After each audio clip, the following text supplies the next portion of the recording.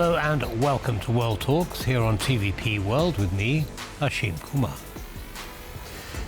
With Trump and Vladimir Putin set to meet in Alaska on August the 15th, questions swirl over territorial concessions, European unity and the risks of a frozen conflict. This uncertainty is not helped by Donald Trump's special envoy, Steve Witkoff, who is under fire after German media reported that he misunderstood Russian President Vladimir Putin during Ukraine ceasefire talks. Critics say Witkoff, a real estate tycoon with no diplomatic background, is out of his depth.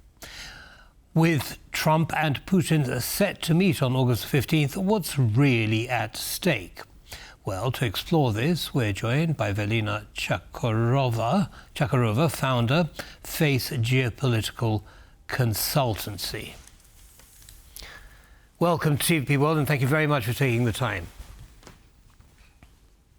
Thank you for the invitation. It's a great pleasure. Pleasure to have you. So, so much going on, so many question marks over this planned meeting on the 15th. Why isn't Ukraine involved?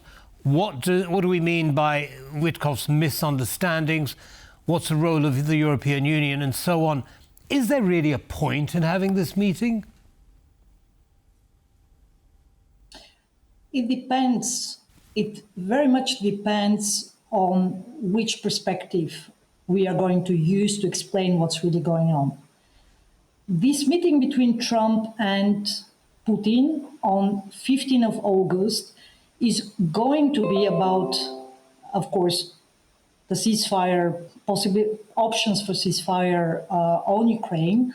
But there is a much, much bigger topic which does nothing to do with Ukraine or even with the European allies. And this is about the relaunch of strategic dialogue, or even, if you like, strategic partnership between America and Russia in the future. Because America is already in a fighting mode when it comes to China, and we are already in a very different global context, which we are not discussing here on the old continent. And this context is basically also about Russia. Why? Because Russia has sided with China prior to the decision on launching a full-scale war against Ukraine on the 24th of February 2022. Now, Trump believes, and it's not only him, it's a whole branch in this leadership that believes that Russia is not a problem. It's not even a security threat from American perspective. It's only and solely about China. So even though that he understands that they cannot break this dragon bear axis, what they are going to try to do is to lure away Russia from this dragon bear and collaborate with Russia, at least on some regional topics, including the war in Ukraine, including the Middle East when it comes to Gaza, or when it comes to Syria, or as we saw when it comes to Iran, and so on and so forth. So here we have a very different track. This is the track between United States and Russia. So it's not going to be a sole act. There will be series of such bilateral meetings, not only between Trump and Putin, but between the delegations of United States and Russia. And at the same time, of course, the missing puzzle piece here is Europe, because it's not only the fate of Ukraine that's being decided in these formats between the American and the Russian leader, but it's also about the fate of the European security order that's being decided by them. And that's really the astonishing part, which I hope very much the European leaders will finally understand and start facing this brutal truth. Well, I mean, it isn't quite as simple as that for Trump, is it? Because, of course, all these European leaders are also members of NATO, and so Trump does have defence obligations towards these European countries. How would he square that circle? Let's assume he does a deal with Putin on a strategic footing, and Ukraine is, a small part of that conversation, where Trump says, OK, you can have a bit of Ukraine, but let's talk about the big issues. How does he get out of his obligations towards NATO? Well, I think that first and foremost, he already made sure that the European allies are finally taking the necessary responsibility for their own security. Think of the last NATO summit. Think of the promise and the commitment to spend 5% for defense and for strategic infrastructure and connectivity, so 5% altogether from the GDP. This is a huge success because if you remember just a few years ago, even the 2% were a big issue among the European NATO allies. Second point I would argue is that what I am, of course, speculating as everyone else because nobody, in my view, really knows right now the core of what's being discussed and what's being negotiated on. But I would argue that one clear guarantee that Trump wants from Putin is if there is going to be a ceasefire, and I would not claim by any means that ceasefire will automatically translate and convert into a peace agreement. But let's assume for a moment that this series of meetings will result in ceasefire, let's say in the next few weeks, probably a month, not later than the next 2 months. I would claim that Trump would like to have the guarantee that Putin, during this whole ceasefire period, would not make any further claims and will actually not antagonize European NATO members, because you know for a fact that for the last months there have been speculations about the likelihood of an attack on a NATO member, for instance, in the Baltics. Basically, that Russia would try something on a small NATO member in Europe to provoke the United States, mostly, Understood. and to show to the world that Article 5 is not going to be activated. Is ineffective, yes. Now, where does that leave Ukraine? Yes. I mean, at the end of the day, the Ukrainian constitution is saying, well, we cannot give up land. The people in Ukraine are not prepared to give up land for peace, or certainly the majority are not. What happens to Ukraine?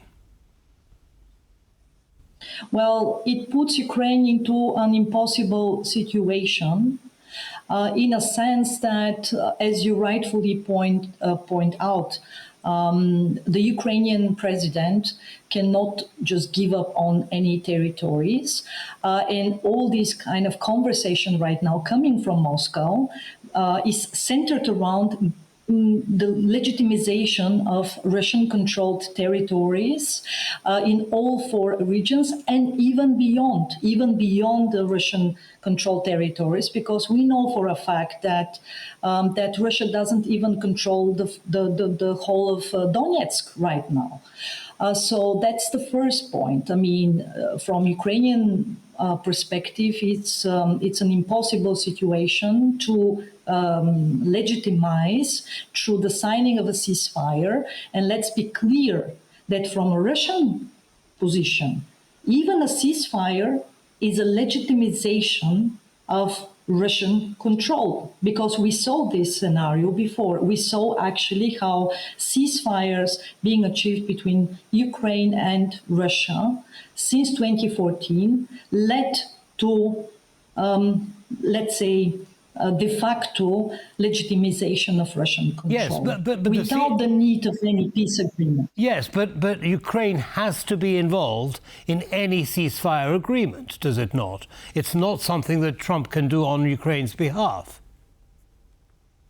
Indeed, and that is the expectation that in the next step there will be a meeting between President Zelensky and President Putin under the auspices of the US leadership, most likely in a similar context of what we saw with Azerbaijan and Armenia, certainly in a much bigger and much more kind of glorious way of showing off the strength of the US mediation role, but you get the idea that there will be this kind of format, as I said, in the next step, very much depending on the success, as I said, of the more important track. From American perspective, the more important track here is actually the US-Russia track. And of course, the second track being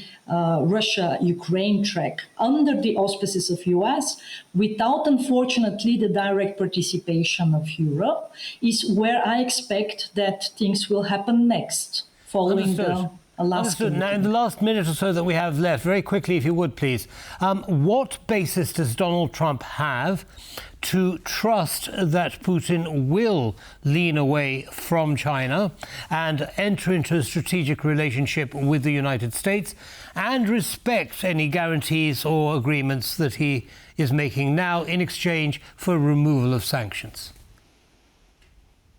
It's a extremely important question because in the triumvirate of great powers, right now we have three great powers and they are balancing each other. It is very important from Russian point of view to also have some sort of leverage over China. You remember the whole debates from the last 3 years about Russia being the junior partner of China. Russia wants to be seen on par with America and with China. So it's really about reputation, it's really about legacy. And this is what, let's say, a great power like the United States can easily give out in return to some sort of neutralization of the Russian position on key topics which are critically important for America. So let's be real about it. There is not going to be a break of the dragon bear in the short term, but there will be an avenue for cooperation which will not entail China. And this is, I think, the takeaway that Putin wants. He wants to bring Russia back to the global arena. This is now a huge success. I can assure that it's going to be celebrated as such in a format where the three have to come together when they have to discuss also nuclear weapons and the nuclearization. Again, they will have to talk. And final point, Russia wants the ceasefire, even though that it wants us to think that it doesn't need it. Why does it want the ceasefire? You understand very well that the economy in Russia right now is in a difficult situation. Trump is promising deals, and he is promising mostly deals in the energy sector, and the energy sector in Russia needs actually the collaboration with American companies right now in the LNG and oil. And final point, sanctions. Very briefly, please. Even the partial removal of sanctions will be a make a huge difference. Psychological success for Russia, and it will be a financial one as well. Understood. Velina Tchakarova, thank you so much for your detailed analysis. Have a good evening. Thank you very much for the invitation. Thank you. Bye-bye now. And that brings us to the end of this episode of World Talks. Don't go away, though. Lots more coming up. Goodbye.